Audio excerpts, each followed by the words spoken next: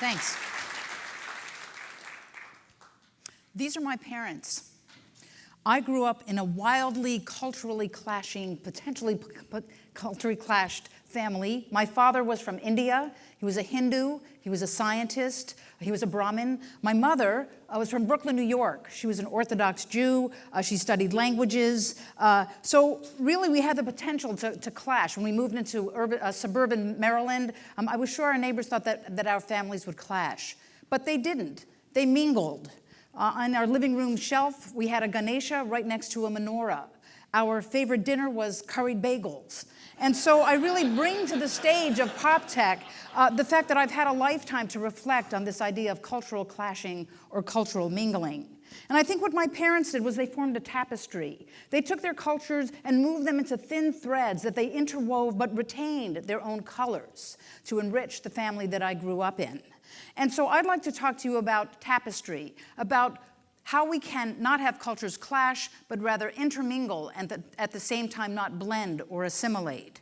Something then that is connected, that is complex, that is useful, that is strong, and that is beautiful. And this little poem, 17 words by Rabindranath Tagore, really exemplifies this philosophy of tapestry thinking that I hold. What I'd like to do today is to talk to you about two things. First, to share with you my understanding of the rainforest, which is in itself a tapestry. And the second thing is I'd like to tell you about how I've used tapestry thinking to interweave the values of the forest that I've discovered through my own research and those of others with the values of other parts of society, particularly the values of art, of religion, and of social justice. First, I'll talk about the forest canopy. I climb into the tops of rainforest trees in Costa Rica and Washington State with mountain climbing techniques. From these arboreal perches, I'm able to really see the tapestry that is primary intact forest, the interactions of pollinators, of mutualists, and of other fruit dispersers that keep the forest going.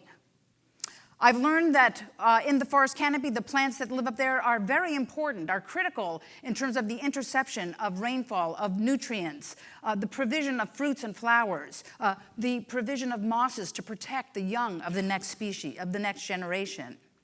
But the activities of humans, such as deforestation and conversion of forest to pasture, has endangered, has caused ripples and rents in the primary forest tapestry.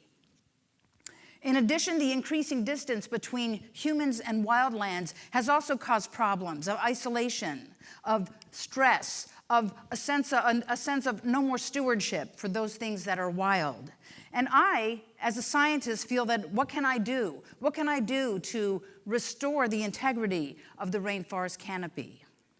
How can I help young girls? I was such a young girl who was able to climb trees in her parents' backyard, but what about a young girl who grew up in an ecosystem like this? So my students and I, many years ago, began thinking about ways we could do this using tapestry thinking. We thought we might enlist the help of an iconic cultural counterpart to rainforest conservation and education, that is Barbie, and we created Treetop Barbie. We went to Mattel, we thought this was a great idea, a new market. Surprisingly, they didn't take us up on it. And so we have been creating Treetop Barbie with an accompanying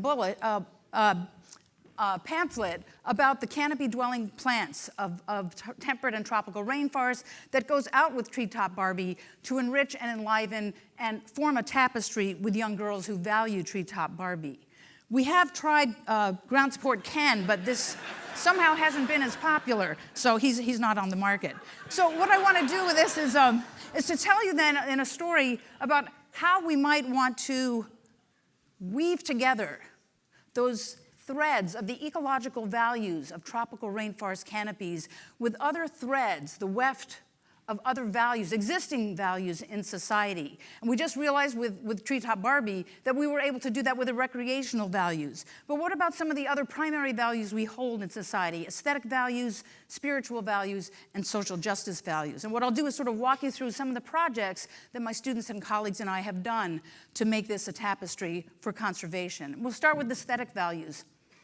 And really, this is dead easy. You know, forests and forest ecosystems have inspired artists and musicians and poets and creative writers for eons. The approach that I took was to create what I call Canopy Confluences, where I gathered forest ecologists along with artists and musicians and poets to spend a week up in the forest canopy together, exchanging ideas and communicating and creating materials, ideas, paintings, moss collections that we could mutually share and learn from. We brought dancers into the canopy, and they created a wonderful dance called Biome about the rainforest, which we have performed in San Francisco and Seattle. I brought musicians into the canopy of all kinds, and the one that was sort of made the greatest impression on me and others was Duke Brady, the rap singer. He was a student of mine. He made these very compelling rap songs about being in the canopy, and I extended that to create a program for at-risk urban youth, who we wanted to involve in nature and the idea of academics at that young age. I hired a professional rap singer named Caution. We brought the students to our campus. We took them to the forest, a biologist as well as Caution and the kids. In the afternoons, we went to the sound studios, and they created their own rap songs, which we recorded on a CD, which they then took home to their friends and family, and knitting together then the culture of hip hop and rap with the culture and understanding of the forest. Fashion, I think, is another really wonderful aesthetically, sort of an applied aesthetics. We have been looking at fashion as a vector for education and conservation. This is the first project I tried. This is my moss cape. This is made with real mosses. Unfortunately, it shed rather badly, so I was not invited to parties when I was wearing this. So this is what I did instead. I took an image of a canopy-dwelling plant in Monteverde called Piper aretum. It's related to the black pepper plant, Piper nigrum, that you put on your scrambled eggs in the morning. I printed it on material, and you can see I'm wearing this attractive little jacket. And the kicker here in terms of conservation and education is that it comes with a little hang tag that has information about the biology and the conservation of this plant. So when I walk into a Starbucks and someone says, "Hey, Nalini, nice jacket," then I can respond and say, well, this is Piper aretum. It grows in the Monteverde cloud forest canopy. It's related to the black pepper that you put on your scrambled eggs this morning, and if you'd like to contribute to its conservation, you can join the Rainforest Action Network. So people wearing this clothing then become educational and conservation vectors themselves as they walk through their days. So we've looked at recreational and aesthetic values. Let's think about spiritual values. About 80% of the people in this world believe in God or consider themselves religious. I think that's probably a larger percentage than in people who believe in the environment or conservation.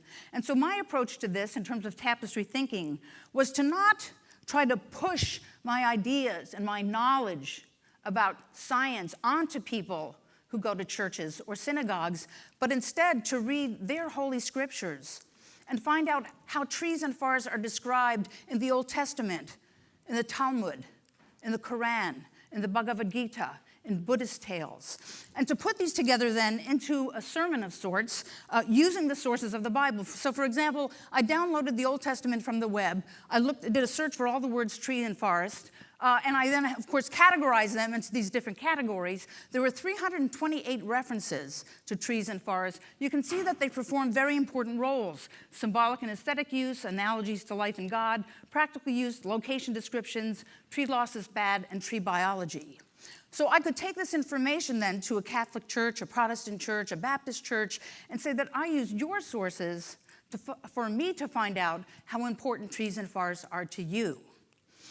I've since gone to over 40 places of worship of all faiths and have found no conflict, no cultural clash in terms of evolution versus creationism, but rather a mutual sense of joy, of interweaving of our understanding of the importance of trees and forests to our lives. The last societal value I'll talk about is social justice, and this concerns the work that I've been doing in prisons for the last 13 years. This actually started when I wanted to solve an ecological problem in the Pacific Northwest, where I do some research. I learned that there's a practice of stripping mosses off of branches and trunks of trees in primary rainforests for the horticulture trade, to make these hanging baskets and to pack bulbs in them and so forth. My research has shown that these mosses take a very long time to grow back. 30 to 40 years for these things to grow back. And they're very ecologically important. So this is not a sustainable practice. So at the time, I thought, well, maybe I can learn how to grow mosses. I can increase my knowledge of more moss horticulture. And I thought that since I didn't have any students at that time, maybe I can enlist people who have a lot of time and who have a lot of space and who don't need sharp tools to work with mosses. And of course, my mind went to prisoners, people who are incarcerated, and who might really benefit from using their time to nurture living things. I started knocking on the doors of state prisons. I got a lot of funny looks from prison superintendents when I was there with my bags of mosses. But one of them invited me into the prison and said, well, why not? It might keep the guys busy. Come on in. So we started a moss growing project, and after 18 months, we were successful. I had my answers as to which species grew fastest. The superintendent was happy because the guys were talking more, they had better social interactions, and the inmates loved it because they were learning skills. They were talking with people outside the prison, my graduate students and me, and more importantly, they were contributing to something bigger than themselves. And so this expanded into a science lecture series that we now have in over 12 prisons in Washington state, and we have a number of states around the country. We started a number of sustainability projects in prisons, organic gardening, beekeeping, recycling. I began interactions with other conservation groups to have the inmates start growing endangered species like the Oregon spotted frog, 17 species of prairie plants, and the trailer checkerspot butterfly, which are now used for ecological restoration outside of these prisons, but which the prisoners themselves are directly involved with. We've gotten a lot of great press, great media, from everything from Science to Playboy magazine, and I was really happy with the project. But I soon realized that there were actually other inmates who we could not get to, those men and women who are in solitary confinement. Over 100,000 men and women are in solitary confinement or secured housing in our country, and we could not bring frogs to them, or soils, or plants, or butterflies. And so drawing from the literature on the value of seeing nature, whether it's real nature or images of nature in hospitals, and how that calms people and helps their recovery, we began proposing to a number of prisons to bring nature imagery to these men in solitary confinement. Here was a culture clash. The officers in solitary confinement cell blocks were not open to this. They felt that this was just coddling those prisoners. But we realized that if we could demonstrate that this might bring violent infractions down, that it would actually make a safer environment, working environment for the officers and staff, as well as the inmates, they allowed us to come in. And so in one prison in Eastern Oregon, we installed a projector in one of the exercise rooms. We compared the emotions and moods and violent infractions of the men who saw videos versus those who didn't. And after a year of men seeing videos for just an hour a day in their exercise room, we found that they committed 26% fewer violent infractions than those men who did not. So we feel that this isn't curing the problems of solitary confinement, but it might be making it a bit easier, a bit more peaceful, a bit less violent by this tapestry thinking. So I hope I've shown you that just in these very few cases of societal components, recreation, aesthetics, spirituality, and social justice, tapestry thinking has allowed me to bring ecological values into these populations. And I think there are many more. On this side, there are lots and lots of other many other aspects of society, many other different kinds of values that we might draw upon to weave a tapestry in which our populace becomes more aware and better stewards of forest ecosystems. So as we consider this really interesting, this very timely, this very important issue of culture clashes, I hope that you remember or consider that really we can look at the world as a tapestry in which we weave together many threads of marvelously different colors to create something that is tapestry, that is complex, that is connected, that is useful, that is strong, and that is beautiful. Thank you.